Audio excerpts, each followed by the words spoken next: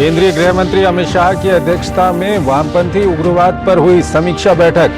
वरिष्ठ अधिकारियों के साथ प्रभावित राज्यों के मुख्यमंत्री, उप मुख्यमंत्री ने लिया हिस्सा। अगले 2 सालों में वामपंथी उग्रवाद को पूरी तरह से समाप्त करने का लिया गया संकल्प। आरबीआई ने ब्याज दरों में नहीं किया कोई बदलाव। रेपो दर को 6.5% पर रखा गया बरकरार। आरबीआई गवर्नर शक्तिकांत दास ने कहा, सितंबर की खुदरा महंगाई दर के आंकड़े अगस्त और जुलाई के मुकाबले हो सकते हैं कम।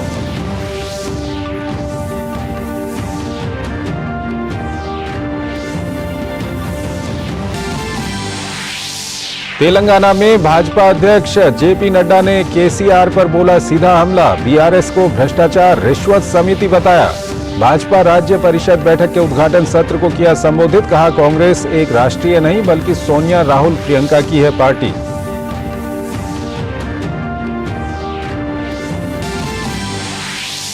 नौवां P20 सम्मेलन 13 से 14 अक्टूबर के बीच दिल्ली में होगा आयोजित। पीएम मोदी करेंगे उद्घाटन। सम्मेलन का मुख्य विषय एक पृथ्वी, एक परिवार, एक भविष्य के लिए संसद रखा गया।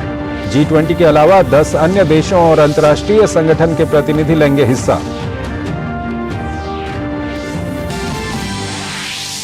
केंद्र सरकार आपदा प्रभावित सिक्किम के साथ पूरी एकजुटता से खड़ी। राज्य आपदा मोचन निधि से अपना हिस्सा जारी करने को दी मंजूरी। राज्य में हुई क्षति का आकलन करने के लिए एक अंतर मंत्रालयी केंद्रीय टीम का गठन। राज्य में आई बाढ़ से लगभग 40 लोगों की हुई है मौत, हजारों अभी भी फंसे। ईरान की नरगिस मोहम्मदी को मिलेगा इस साल का नोबेल शांति पुरस्कार। महिला उत्पीड़न के खिलाफ और सभी के मानव अधिकारों की आवाज उठाने के लिए किया जाएगा सम्मानित। नोबेल पुरस्कार समिति ने कहा, नरगिस मोहम्मदी को बहादुरी भरे संघर्ष की जबरदस्त व्यक्तिगत कीमत चुकानी पड़ी।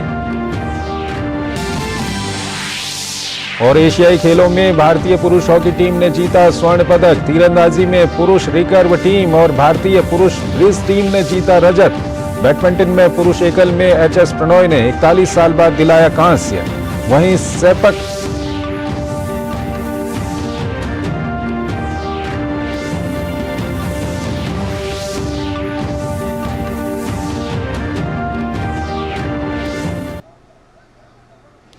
नमस्कार, डीडी न्यूज में आपका स्वागत है। मैं हूं चंद्रशेखर जोशी और आइए अब खबरों को विस्तार से देखते हैं। केंद्रीय गृह मंत्री अमित शाह ने कहा है कि पिछले कुछ वर्षों में वामपंथी उग्रवाद पर अंकुश लगाने में सफलता मिली है और ये लड़ाई अब निर्णायक दौर में पहुंच गई है। आज नई दिल्ली में उन्होंने वामपंथी उग्रवाद पर समीक्षा बैठक की अध्यक्षता की। बैठक में प्रभावित राज्यों के मुख्यमंत्री, उप मुख्यमंत्री और अन्य संबंधित अधिकारी शामिल हुए।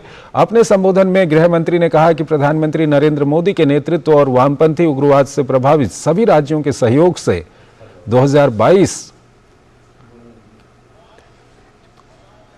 2022-2023 में बड़ी सफलताएं मिली हैं। उन्होंने अगले 2 वर्ष में वामपंथी उग्रवाद का पूरी तरह से सफाया करने की प्रतिबद्धता व्यक्त की। केंद्रीय गृह मंत्री ने कहा कि 2019 से ऐसे क्षेत्रों में कमी आ रही है जहां उग्रवादी बचे हैं।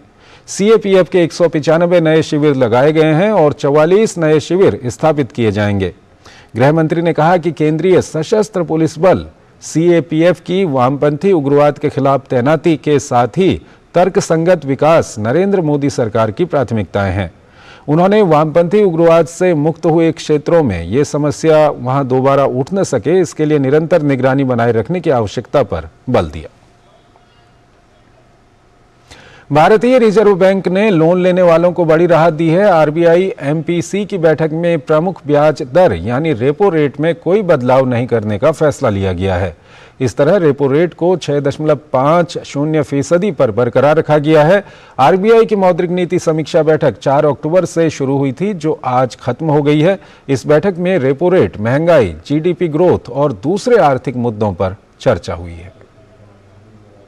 भारतीय रिजर्व बैंक की मौद्रिक नीति समिति ने अपनी द्विमासिक समीक्षा में ब्याज दरों में कोई बदलाव नहीं करने का निर्णय लिया है। बैठक के बाद गवर्नर शक्तिकांत दास ने कहा कि मौद्रिक नीति समिति ने सर्वसम्मति से रेपो दर में कोई बदलाव न करते हुए इसे 6.5% पर बरकरार रखा है। रिजर्व बैंक से जारी बयान के अनुसार व्यापक आर्थिक और वित्तीय घटनाक्रमों के विस्तृत मूल्यांकन के बाद समिति ने लगातार चौथी बार ब्याज दरें अपरिवर्तित रखने का निर्णय लिया है। After a detailed assessment of the evolving macroeconomic and financial developments and the outlook, it decided unanimously to keep the policy repo rate unchanged at 6.5%. Consequently, the standing deposit facility rate remains at 6.25% and the marginal standing facility, that is MSF rate and bank rate at 6.7%. खुदरा मुद्रास्फीति का आंकड़ा अगस्त और जुलाई से कम रहेगा। उपभोक्ता मूल्य सूचकांक यानी कि सीपीआई आधारित मुद्रास्फीति इस साल वित्त वर्ष की पहली तिमाही में घटकर 4.6% रह गई है, जबकि एक साल पहले की समान अवधि में ये 7.3% थी। Last year in the first quarter it was 7.3%. This year in the first quarter the headline inflation moderated to 4.6%. A significant easing of inflation pressures from its exceptionally high level in July and August is expected to materialize in September as the impact of fleeting food price shocks wane. Further, underlying inflation pressures are also moderating while the impact of past monetary policy actions is still unfolding. भारतीय reserve bank governor के बयान के अनुसार 2023 से 24 के लिए वास्तविक सकल घरेलू उत्पाद की वृद्धि दर 6.5% रहने का अनुमान है। दूसरी तिमाही में इसके 6.5%, तीसरी तिमाही में 6% और चौथी तिमाही में 5.7% रहने का अनुमान है। 2024 से 25 की पहली तिमाही के लिए वास्तविक सकल घरेलू उत्पाद वृद्धि दर 6.6% रहने का अनुमान व्यक्त किया गया है। ब्यूरो इनपुट के साथ मुंबई से श्यामा मिश्रा और अजय मिश्र की रिपोर्ट, डीडी न्यूज। प्रधानमंत्री नरेंद्र मोदी आगामी 13 अक्टूबर को नई दिल्ली में 9वें G20 संसदीय अध्यक्ष शिखर सम्मेलन P20 का उद्घाटन करेंगे। 2 दिवसीय P20 शिखर सम्मेलन द्वारका में नवनिर्मित India international convention and expo centre Yashobhoomi में आयोजित किया जाएगा। G20 के अंतर्गत P20 सदस्य देशों के संसदीय अध्यक्षों का एक समूह है और इसका उद्देश्य वैश्विक शासन में संसदीय प्रणाली के आयाम सामने रखना है। दिल्ली में भारत मंडपम में आयोजित किए गए G20 शिखर सम्मेलन की ऐतिहासिक सफलता और भव्यता को दुनिया ने देखा और सराहा। अब दिल्ली के द्वारका में IICC यशोभूमि में 13 और 14 अक्टूबर को पार्लियामेंट 20 का आयोजन होने जा रहा है। सम्मेलन का उद्घाटन 13 अक्टूबर को पीएम मोदी करेंगे। इस शिखर सम्मेलन के दौरान कुल 4 सत्रों का आयोजन किया जाएगा। इन सत्रों के दौरान सतत विकास लक्ष्य यानी SDG के लिए एजेंडा 2030, उपलब्धियों का प्रदर्शन, प्रगति में तेजी लाना, सतत ऊर्जा परिवर्तन, हरित भविष्य के प्रवेश द्वार, लैंगिक समानता को मुख्य धारा में लाना, महिला सशक्तिकरण और महिलाओं के नेतृत्व में विकास के साथ सार्वजनिक डिजिटल प्लेटफॉर्मों के माध्यम से लोगों के जीवन में परिवर्तन विषय पर चर्चा होगी। इन सत्रों में इस बात पर खास तौर पर विचार विमर्श होगा कि G20 सदस्यों और अतिथि देशों की संसद किस प्रकार P20 के उद्देश्यों को प्रभावी ढंग से आगे बढ़ा सकती है। शिखर सम्मेलन का आयोजन साझा बयान के साथ होगा, जिसमें G20 सरकारों में समानता, समावेशिता और शांति के आधार पर प्रमुख वैश्विक चुनौतियों के समाधान का आग्रह किया जाएगा। P20 सम्मेलन के आयोजित करने का उद्देश्य वैश्विक विषयों पर समकालीन चुनौतियों और उसका समाधान लोकतांत्रिक संस्थाओं के माध्यम से संसदें अपनी अपनी संप्रभुता में इस विषयों पर चर्चा करे, सार्थक संवाद करे, नीतियां कानून बनाने में हम किस तरीके से वैश्विक चुनौतियों का समाधान कर सकते हैं। दिल्ली में होने जा रहे सम्मेलन के लिए G20 पार्लियामेंट शिखर सम्मेलन 13-14 अक्टूबर को है, लेकिन सम्मेलन की शुरुआत से पहले 12 अक्टूबर को पर्यावरण अनुकूल जीवन शैली के बारे में संसदीय मंच का कार्यक्रम भी रखा गया है। इसके साथ ही भारत की प्राचीन और सहभागी लोकतांत्रिक परंपराओं की जानकारी के लिए मदर ऑफ डेमोक्रेसी नाम से प्रदर्शनी भी लगाई जाएगी। भारत के प्रधानमंत्री जी ने पर्यावरण पर जीवन शैली पर एक नया दृष्टिकोण दिया है और ये दृष्टिकोण वैश्विक स्तर पर सबने माना है। इसलिए संसद के प्लेटफॉर्म पर भी इस विषय पर व्यापक चर्चा होगी। उद्घाटन सत्र का विषय हमने लोकतंत्र की शक्ति, क्योंकि मदर ऑफ डेमोक्रेसी है, लोकतंत्र हमारी ताकत है, सामर्थ्य है। दुनिया में लोकतंत्र शासन सर्वश्रेष्ठ पद्धति है, ये लोगों ने माना है। इसलिए हमारी जिम्मेदारी और हो जाती है कि हम लोकतंत्र की शक्ति पर उद्घाटन सत्र पर इसकी कार्यक्रम की शुरुआत करें। 13 अक्टूबर को सम्मेलन में शिरकत करने वाले प्रतिनिधि नए संसद भवन भी जाएंगे और महात्मा गांधी की प्रतिमा पर पुष्पांजलि अर्पित करेंगे। गौरतलब है कि G20 के तहत पार्लियामेंट 20 एक ऐसा समूह है जिसमें G20 देशों के संसदों के अध्यक्ष शामिल हैं। इस समूह का मुख्य उद्देश्य संसदों को वैश्विक शासन व्यवस्था के साथ जोड़ना है। शैलेंद्र मिश्र, DD news, Delhi. Bharatiya Janata party ने दिल्ली की आम आदमी पार्टी सरकार पर भ्रष्टाचार और अधिकारों के दुरुपयोग का आरोप लगाया है। दिल्ली प्रदेश भाजपा अध्यक्ष वीरेंद्र सचदेवा ने आज प्रेस कॉन्फ्रेंस कर आम आदमी पार्टी के एक सांसद पर हौजखास गांव में संरक्षित स्मारक के पास अवैध निर्माण का आरोप लगाया। उन्होंने कहा कि इस अवैध निर्माण की जांच में लगे MCD अधिकारियों पर दिल्ली की मेयर ने गलत तरीके से अनुशासनात्मक कार्रवाई का खत लिखा। वीरेंद्र सचदेवा ने दिल्ली के उपराज्यपाल से अनुरोध किया कि ईमानदारी से अपना काम कर रहे इन अधिकारियों के खिलाफ कोई कार्रवाई न की जाए। एक अवैध निर्माण जिसकी शिकायत सरकारी डिपार्टमेंट कर रहे हैं, जिसकी शिकायत दिल्ली का तहसीलदार खुद जांच कर आया है, वो अधिकारी अपनी रिपोर्ट दे रहे हैं कि इस प्रोटेक्टेड मॉन्यूमेंट के पास अवैध निर्माण नहीं हो सकता। लेकिन वो अधिकारी क्योंकि अपना काम ईमानदारी से करना चाहते हैं, तो दिल्ली की मेयर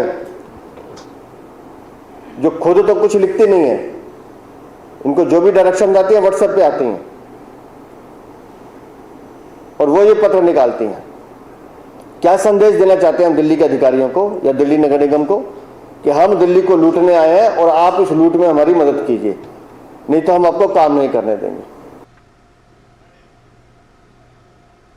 अमेरिका ने कहा है कि वो भारत के साथ मजबूत रक्षा साझेदारी को बढ़ावा देना जारी रखेगा। अमेरिकी रक्षा मंत्रालय ने शुक्रवार को भारत से अमेरिकी संबंधों की सराहना करने के साथ चीन को चुनौती के रूप में रेखांकित किया। अमेरिकी रक्षा मुख्यालय पेंटागन के प्रेस सचिव पैट राइडर ने शुक्रवार को पत्रकारों से बातचीत में भारत अमेरिकी संबंधों को दोनों देशों के लिए सकारात्मक करार दिया। अमेरिका ने कहा है कि वह भारत के साथ मजबूत रक्षा साझेदारी को बढ़ावा देना जारी रखेगा।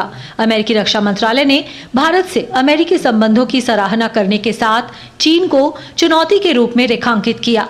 अमेरिकी रक्षा मुख्यालय पेंटागन के प्रेस सचिव पैट राइडर ने भारत अमेरिकी संबंधों को दोनों देशों के लिए सकारात्मक करार दिया।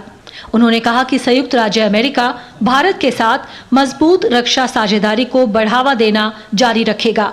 उन्होंने दावा किया कि अमेरिका रक्षा स्तर पर भारत के साथ अपने संबंधों की बहुत सराहना करता है। We very much appreciate our relationship with India on a defense level. We continue to foster a stronger defense partnership with India, and that is something that I think you'll continue to see us do going forward. इसके साथ ही America भविष्य में भी भारत के साथ मजबूत रक्षा साझेदारी को बढ़ावा देना जारी रखेगा। 1997 में भारत और अमेरिका के बीच रक्षा व्यापार लगभग न के बराबर था, जबकि आज यह बढ़कर 20 बिलियन अमेरिकी डॉलर से ऊपर पहुंच गया है। उन्होंने विश्वास व्यक्त किया कि यह साझेदारी तेज रफ्तार से बढ़ती रहेगी। चीन को चुनौती बताते हुए पैट राइडर ने कहा कि वो कई बार रिश्तों की रफ्तार में बाधक बना है। Well, yeah, we've been very clear on this, right? China remains the pacing challenge for the Department of Defense, and we do appreciate the partnership that we have with India and other countries in the Indo-Pacific region when it comes to preserving individual nations' sovereignty and abiding by the international rules-based order that has preserved peace and stability for many years. उन्होंने कहा कि जब व्यक्तिगत राष्ट्रों की संप्रभुता को संरक्षित करने और अंतर्राष्ट्रीय नियम आधारित आदेश का पालन करने की बात आती है, तो हम भारत और हिंद प्रशांत क्षेत्र के अन्य देशों के साथ अपनी साझेदारी की सराहना करते हैं। इन्हीं स्थितियों ने पिछले कई वर्षों से शांति और स्थिरता को संरक्षित किया है। Bureau report, DD news. रूस के राष्ट्रपति व्लादिमीर पुतिन ने संयुक्त राष्ट्र सुरक्षा परिषद में भारत की स्थायी सदस्यता का समर्थन किया है। रूसी राष्ट्रपति ने कहा कि प्रधानमंत्री नरेंद्र मोदी के नेतृत्व में भारत हर दिन लगातार मजबूत हो रहा है और उसे संयुक्त राष्ट्र सुरक्षा परिषद की स्थायी सदस्यता दी जानी चाहिए। पुतिन ने प्रधानमंत्री नरेंद्र मोदी की भी जमकर प्रशंसा की। उन्होंने कहा कि प्रधानमंत्री नरेंद्र मोदी के नेतृत्व में भारत विकास में काफ़ी अच्छी प्रगति कर रहा है। पुतिन ने हाल ही में हुए G20 सम्मेलन को प्रधानमंत्री नरेंद्र मोदी की सफलता करार दिया। उन्होंने कहा कि दिल्ली में हुई बैठक सफल रही क्योंकि प्रधानमंत्री मोदी ने बैठक में लिए गए फैसलों का राजनीतिकरण नहीं होने दिया। सूचना प्रसारण मंत्रालय ने केबल टेलीविजन नेटवर्क अधिनियम 1995 में कई बड़े संशोधन किए हैं। इस संबंध में एक अधिसूचना मंत्रालय द्वारा जारी की गई है। इन संशोधनों के बाद अब केबल टेलीविजन नेटवर्क विनियमन अधिनियम 1995 को आपराधिक धाराओं से मुक्त कर दिया गया है। इससे पहले हाल ही में सूचना प्रसारण मंत्रालय ने केबल टेलीविजन नेटवर्क अधिनियम 1994 में बड़ा संशोधन किया था। मोदी सरकार एक के बाद एक ऐसे तमाम फैसले ले रही है जिससे ईज ऑफ डूइंग बिजनेस को बढ़ावा मिले। इसी दिशा में एक अन्य कदम के तहत सूचना और प्रसारण मंत्रालय ने केबल टेलीविजन नेटवर्क अधिनियम 1995 में अहम संशोधन किए हैं। इसे लेकर अधिसूचना जारी कर दी गई है। इन संशोधनों के बाद अब केबल टेलीविजन नेटवर्क विनियमन अधिनियम 1995 को आपराधिक धाराओं से मुक्त कर दिया गया है। अधिसूचना में बताया गया है कि संशोधन के माध्यम से कठोर दंड का सहारा लिए बिना छोटे और अनपेक्षित उल्लंघनों के प्रति संवेदनशीलता बढ़ेगी। सेंट्रल गवर्नमेंट ने जो अभी फैसला लिया है ये स्वागतार्ह है और ये हमारी पहले से ही डिमांड थी कि कोई भी बिजनेसमैन जब इंडिया में रह के बिजनेस कर रहा है तो ये क्रिमिनलाइजेशन जो एक्ट है CRPC के अंडर में वो कोई देशद्रोह का काम तो कर नहीं रहा है, देश में रह के अपना एक बिजनेस कर रहा है। तो उसकी बहुत दिन से डिमांड थी जो आज ये केंद्र सरकार ने उसको मान्यता दी है। गौरतलब है कि केबल टेलीविजन नेटवर्क विनियमन अधिनियम 1995 की धारा 16 में किसी भी प्रावधान के तहत उल्लंघन के लिए सजा का प्रावधान था।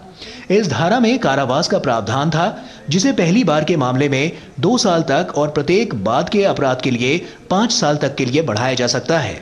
अधिसूचना में कहा गया है कि केबल टेलीविजन नेटवर्क विनियमन अधिनियम 1995 को और अधिक व्यवसाय अनुकूल बनाने और क्षेत्र में निवेशकों के विश्वास को बढ़ावा देने के लक्ष्य से धारा 16 के तहत दंड के प्रावधानों की फिर से जांच की गई और जन विश्वास प्रावधानों में संशोधन के माध्यम से इसे अपराध मुक्त कर दिया गया। कोई भी कानून अगर गवर्नमेंट बना रही है तो कोई भी बिजनेसमैन उसको जानबूझ के तोड़ने का तो कोई साहस नहीं करता है।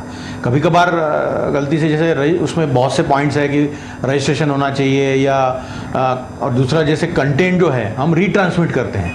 अब वो कंटेंट जो है रीट्रांसमिशन में अगर कहीं गलती से कोई किसी जो ब्रॉडकास्टर है उनकी तरफ से आता है तो उसका खामियाजा भी हमको भुगतना पड़ता था।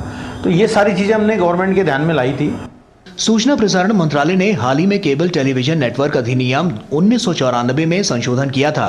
केबल उद्योग में प्लेटफॉर्म सेवाएं और स्थानीय केबल ऑपरेटर जैसे सामान्य शब्दों की परिभाषा को पहली बार नियमों में परिभाषित किया गया ताकि उनके उपयोग में एकरूपता लाई जा सके। वर्तमान में सूचना और प्रसारण मंत्रालय के साथ 1400 से अधिक मल्टी सिस्टम ऑपरेटर पंजीकृत हैं। केबल टेलीविजन नेटवर्क विनियमन अधिनियम 1995 के प्रावधानों के उल्लंघन को अपराध की श्रेणी से हटाने और उनकी जगह सिविल पेनल्टी लाने से हितधारकों का विश्वास बढ़ेगा और ईज ऑफ डूइंग बिजनेस को बढ़ावा मिलेगा। एक के बाद एक कई ऐसे कदम उठाए जा रहे हैं जिससे सूचना प्रसारण मनोरंजन उद्योग से जुड़े लोगों के लिए आसानी हो और ये उद्योग और तेजी से विकास कर सके। शैलेंद्र मिश्र के साथ bureau report, DD news. Delhi के उपराज्यपाल VK सक्सेना ने दिल्ली सरकार द्वारा सहायता प्राप्त स्कूल में जाली दस्तावेजों की मदद से नौकरी पाने वाले 7 शिक्षकों को बर्खास्त करने के आदेश दिए हैं। साथ ही इन शिक्षकों की नियुक्ति में जाली दस्तावेजों के इस्तेमाल मामले में CBI जांच की सिफारिश को भी मंजूरी दे दी है। दिल्ली सरकार के सहायता प्राप्त स्कूल में जाली दस्तावेजों की मदद से नौकरी पाने वाले 7 TGT और PGT शिक्षकों को दिल्ली के उपराज्यपाल VK सक्सेना ने बर्खास्त करने के आदेश दिए हैं। साथ ही उनकी नियुक्ति की CBI जांच की सिफारिश को भी मंजूरी दी है। इस संबंध में सतर्कता निदेशालय ने प्रस्ताव LG को भेजा था। सतर्कता निदेशालय की जांच में शिक्षा निदेशालय और दिल्ली तमिल एजुकेशन एसोसिएशन यानी DTEA के अधिकारियों की मिलीभगत से शिक्षकों की नियुक्ति की बात सामने आई थी। उपराज्यपाल ने इस संदर्भ में पिछले 10 वर्षों के दौरान सरकारी सहायता प्राप्त स्कूलों में की गई भर्तियों के रिकॉर्ड की जांच के भी निर्देश दिए हैं। माननीय दिल्ली का LG साहब के थ्रू दिल्ली तमिल स्कूल का 7 टीचर का निलंबित किया है फोर्जरी सर्टिफिकेट। तो मैं LG साहब का हमारा तमिल कम्युनिटी की तरफ से मैं एक बार धन्यवाद करता हूँ। LG साहब ने हमारा तमिल कम्युनिटी के ऊपर बहुत बड़ा अच्छा काम किया है ताकि गलत टीचर को अपॉइंट करने से बचाया है। तो मैं LG साहब को भी और CBI को भी एक हमारा तमिल कम्युनिटी की तरफ से ये कहना चाहूँ मैं, ये खाली 7 टीचर नहीं है, 2012 से लेके जितना भी अपॉइंटमेंट हुआ है उसमें भी गलत पाया गया। इसका कंप्लेंट हमने ऑलरेडी चीफ मिनिस्टर साहब को भी LG साहब को भी ऑलरेडी हमने कंप्लेंट किया हुआ है। उसके बारे में चल रहा था, कहीं पाया गया है गलत सर्टिफिकेट का, लेकिन आज भी वो लोग काम कर रहे हैं। तो मैं चाहता हूँ CBI को भी LG साहब को थ्रू भी 2012 से जितना भी अपॉइंटमेंट है उसको एक बार दोबारा जो है वेरीफाई करा जाए। गौरतलब है कि वर्ष 2022 में 51 उम्मीदवारों को विभिन्न पदों पर नियुक्त किया गया था। इसमें TGT और PGT पदों के लिए 7 को चयनित किया गया था। इन्होंने फर्जी अनुभव प्रमाण पत्र जमा किए। शिक्षा विभाग के नियमों और शर्तों के अनुसार स्कूल प्रबंधन को चयनित उम्मीदवारों के सभी प्रमाण पत्रों को सत्यापित करना आवश्यक था। मामले में प्रबंधन ने लापरवाही बरतते हुए इन उम्मीदवारों के अनुभव प्रमाण पत्रों को ठीक से सत्यापित नहीं किया। शुरुआती जांच में 3 अभ्यर्थियों के अनुभव प्रमाण पत्र फर्जी पाए गए। वहीं बाकी 4 उम्मीदवारों के अनुभव प्रमाण पत्र संबंधित स्कूलों से सत्यापित किए गए थे, लेकिन चारों दस्तावेजी साक्ष्य नहीं दे पाए। जांच के बाद मुख्य सचिव ने जाली दस्तावेज के आधार पर नौकरी हासिल करने वाले कर्मचारियों को बर्खास्त करने का प्रस्ताव दिया। DOV ने मामले में आपराधिक मामला दर्ज करने के अनुरोध के साथ CBI में शिकायत दर्ज कराई। भविष्य में ऐसी घटनाओं की पुनरावृत्ति न हो, इसके लिए राज्यपाल ने विभाग को सरकारी सहायता प्राप्त स्कूलों में भर्ती प्रक्रिया पर अध्ययन करने का आदेश दिया। साथ ही भर्ती की प्रक्रिया को सुव्यवस्थित करने के उपाय सुझाने के लिए एक समिति गठित करने के प्रस्ताव को भी मंजूरी दे दी है। Bureau report, DD news, Delhi. Bihar में जदयू के विधायक गोपाल मंडल एक बार फिर चर्चा में हैं। इस बार मामला पत्रकारों के साथ दुर्व्यवहार का है। पिछले मंगलवार को भागलपुर में एक अस्पताल में उनके द्वारा रिवॉल्वर लहराने का मामला अभी थमा नहीं था कि इस बारे में पत्रकारों द्वारा सवाल पूछे जाने पर उन्होंने पत्रकारों को अपशब्द कह दिया। पत्रकार उनसे रिवॉल्वर लहराने के मामले में बात कर रहे थे, तभी उनकी भाषा बिगड़ गई। 19वें एशियाई खेलों में भारत का 100 पदक का आंकड़ा पार करना तय हो चुका है, यानी इस बार 100 पार का सपना सच हो गया है। भारतीय पुरुष हॉकी टीम ने स्वर्ण पदक जीता। इसके साथ ही भारतीय हॉकी टीम ने पेरिस ओलंपिक के लिए भी क्वालिफाई कर लिया। तीरंदाजी और ब्रिज में आज भारत को रजत पदक मिले। वहीं बैडमिंटन और सेपक टैक्रो में ऐतिहासिक कांस्य पदक भारत के खाते में आए।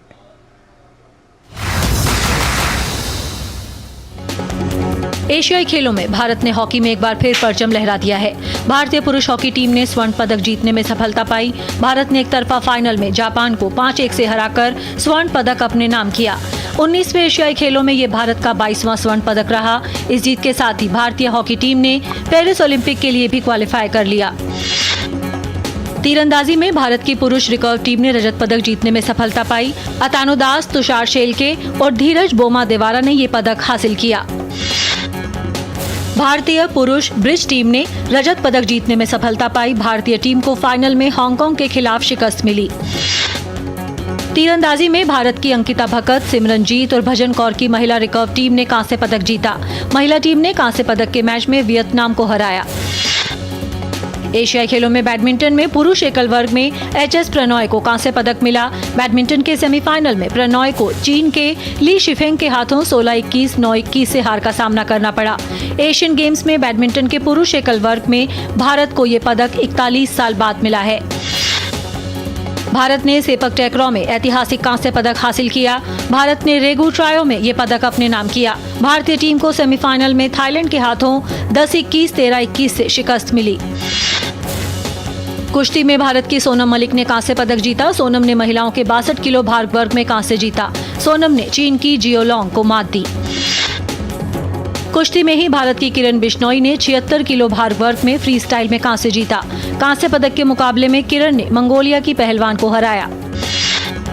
कुश्ती में ही भारत के अमन सहरावत ने 57 किलो भार वर्ग में कांस्य पदक अपने नाम किया। अमन ने कांस्य पदक के मैच में चीन के पहलवान को शिकस्त दी। एशियाई खेलों में शानदार प्रदर्शन करते हुए भारतीय पुरुष क्रिकेट टीम ने फाइनल में प्रवेश कर लिया है। बांग्लादेश के खिलाफ सेमीफाइनल मैच में भारत ने 9 विकेट से जीत दर्ज की।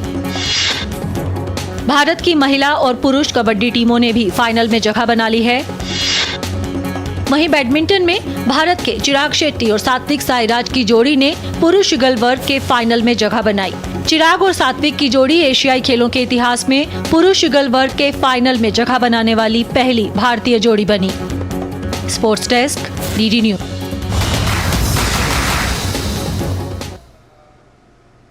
नोबेल शांति पुरस्कार की घोषणा हो गई है। इस बार ये पुरस्कार ईरान की सामाजिक कार्यकर्ता नरगिस मोहम्मदी को दिया गया है। नरगिस पेशे से इंजीनियर हैं। उन्हें महिलाओं पर होने वाले अत्याचार और उत्पीड़न के खिलाफ आवाज़ बुलंद करने के लिए इस अवार्ड के लिए चुना गया है। इस आवाज़ को उठाने के लिए उन्हें ईरान में काफ़ी यातना भी सहनी पड़ रही है।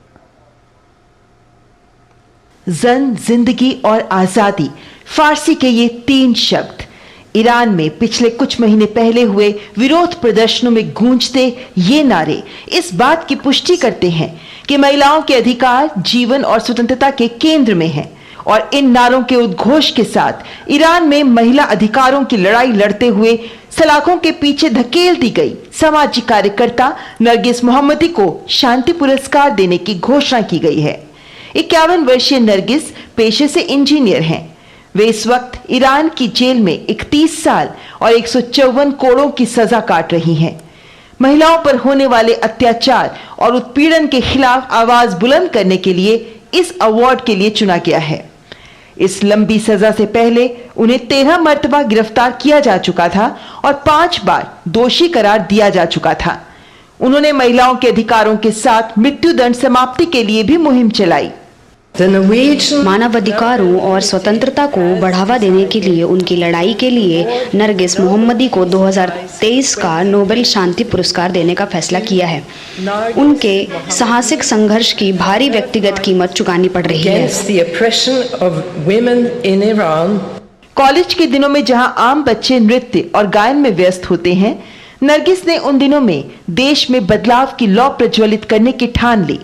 2011 में उन्हें जेल में बंद कार्यकर्ताओं और उनके परिवार की मदद करने के लिए जेल भेज दिया गया। इस पहली चोट ने इरादों को और बुलंद कर दिया। 2 साल बाद जमानत पर जब वे रिहा हुई, तब उन्होंने खुद को मौत की सजा के इस्तेमाल के खिलाफ मुहिम से जोड़ लिया। 2015 में वो सरकार को फिर खटकने लगी और उनकी गिरफ्तारी हो गई। ईरानी जेल में राजनीतिक कैदियों, महिलाओं के खिलाफ यातनाओं और यौन हिंसा का मजबूती से विरोध करना शुरू किया। उनके विरुद्ध लगातार कड़े कानूनी, सामाजिक और आर्थिक उपाय किए जा रहे हैं। तो हम निश्चित रूप से कहेंगे कि यह वास्तव में कुछ ऐसा है जो ईरान की महिलाओं के साहस और दृढ़ संकल्प को उजागर करता है। हिजाब को लेकर ईरान में काफी सख्त कानून है और इसे लागू करने के लिए पुलिस सख्ती से पेश भी आती है। इस दौरान कई बार पुलिस पर जोर जबरदस्ती का आरोप भी लगता है। हाल ही में हिजाब को लेकर सख्ती बरतने वाली मॉरल पुलिस ने 16 साल की लड़की को पीट कर कोमा में पहुंचा दिया। इससे पहले एक कुर्द महिला महसा जीना अमीनी के साथ ईरान की नैतिकता पुलिस ने ठीक से सर न ढकने के कारण मारपीट की। बाद में अमीनी की अस्पताल में मौत हो गई। इसके बाद पूरे देश में भीषण आंदोलन भड़क उठा। विरोध प्रदर्शनों में हिस्सा लेने वाले बहुत से लोगों को सरकार ने जेलों में ठूस दिया और कई को फांसी की सजा दी गई। नरगिस ने 7 साल से बच्चों को नहीं देखा है और मैंने नरगिस को 11 साल से नहीं देखा। नरगिस लंबे समय से जेल में है। नरगिस पर कई मामले हैं। ये अवार्ड न केवल मोहम्मदी को सम्मानित करेगा, बल्कि ये उन लाखों प्रदर्शनकारियों की हिम्मत और जज्बे को सराहता है जो सरकार के भेदभाव और महिलाओं के उत्पीड़न के खिलाफ खड़े होते हैं। शांति के लिए नोबेल पुरस्कार नॉर्वे के ओस्लो में दिया जाता है। नरगिस मोहम्मदी नोबेल शांति पुरस्कार पाने वाली 19वीं महिला हैं। तो इस बुलेटिन में फिलहाल इतना ही। आप बने रहिए डीडी न्यूज के साथ। नमस्कार।